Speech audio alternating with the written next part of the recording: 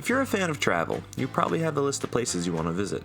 If you're a fan of amusement parks, you probably have a list of parks you want to visit, a bucket list.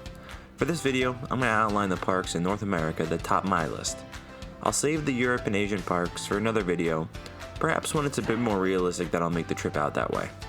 Now, these aren't listed in any particular order or ranking, just how they came to mind. So, without dragging on, let's hop into the bucket.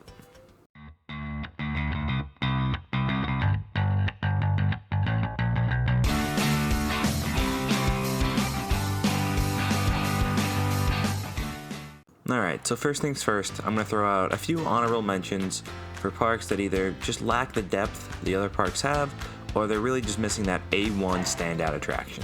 So the first honorable mention is going to be Holiday World, located in Santa Claus, Indiana. This park boasts a very strong set of coasters with the Voyage, Raven, Thunderbird, and the Legend. The Voyage being one of the top wooden roller coasters in the world. However, these are all the coasters in the park, besides the kiddie coaster. Now, if this park adds another standout attraction, it'll probably move up on this list, but till then, it simply lacks the depth. Speaking of Holiday World, I'm currently giving away 2 2020 day tickets to the park. All you have to do to enter is go to my top 20 coasters video, leave a comment with how to contact you, and subscribe. On July 20th, I'll pick a winner. Now let's keep going with this list. SeaWorld in Orlando, Florida is another park that simply lacks the depth to top this list. A top-end B&M Hyper, Floorless, and Flyer all grace this park, but it's missing the sheer number of rides, even if it is adding a multi-launch coaster soon. If SeaWorld continues to expand at its current rate, look for this park to rise quickly. Kentucky Kingdom from Louisville, Kentucky has 2 standout rides in Storm Chaser and Lightning Run, but not much else. Kentucky Flyers is a fun, thrill, family woody, but again, this park just lacks the depth that I'm really looking for. They are another park that seems to be adding another ride in 2021, so maybe it can move up on the list. Kennywood out in West Mifflin, Pennsylvania has a bit more depth than Holiday World, and with the addition of Steel Curtain, offers a 1-2 punch that's as good as anyone's. Now, on the other hand, these classic woodies they don't really interest me as much as some other rides, and outside of Steel Curtain and Phantom's Revenge, I feel like the park's just a bit underwhelming. Six Flags Mexico in Mexico City features 9 coasters, however 7 of them are clones. The 2 originals are Medusa Steel Coaster, an RMC hybrid, and Superman El Ultimo Escape, considered by many to be the best Morgan Hyper. Now, these 2 rides have my attention, but the others don't really blow me away.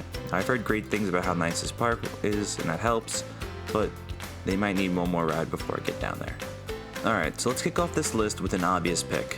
Six Flags Magic Mountain in Valencia, California.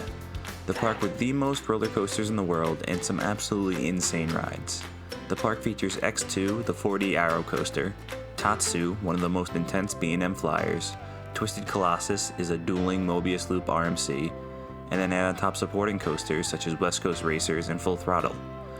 These are some of the most legendary rides in the industry, and many would be the #1 coasters at different parks, but at Magic Mountain they simply make up one of the most complete collections in the world, not just North America. Next up is Canada's Wonderland in Vaughan, Canada, just outside of Toronto. Now this park has a ton of roller coasters in it, 17 to be exact. Now there are also a lot of trash rides in this park, like Flight Deck and Time Warp, but the top 3 are simply amazing. 3 absolutely massive B&Ms, Leviathan, the original B&M Giga, Behemoth, a Hyper, and Yukon Striker, the tallest dive machine in the world, and they are certainly special. Plus, I'm always excited for a rare suspended coaster, or just to pad the credit count. Six Flags Great America out in Gurnee, Illinois has the depth and just a very complete lineup. Max Force is a powerful launch coaster, Goliath is a lower tier RMC, Raging Bull is perhaps the most unique B&M Hyper, and there are just some solid clones. The park even features a wing coaster in X-Flight and a rare Schwarzkopf jumbo jet model in the Wizard. The quality paired with 15 roller coasters makes this a destination I am planning to get to sooner rather than later. Kings Island in Mason, Ohio is most likely the park I'll be getting to the soonest. I had plans to get here in September. Now, last October, I was able to get to its sister park, Kings Dominion, and I absolutely loved it. So I expect much of the same, and honestly, Kings Island has an even better lineup.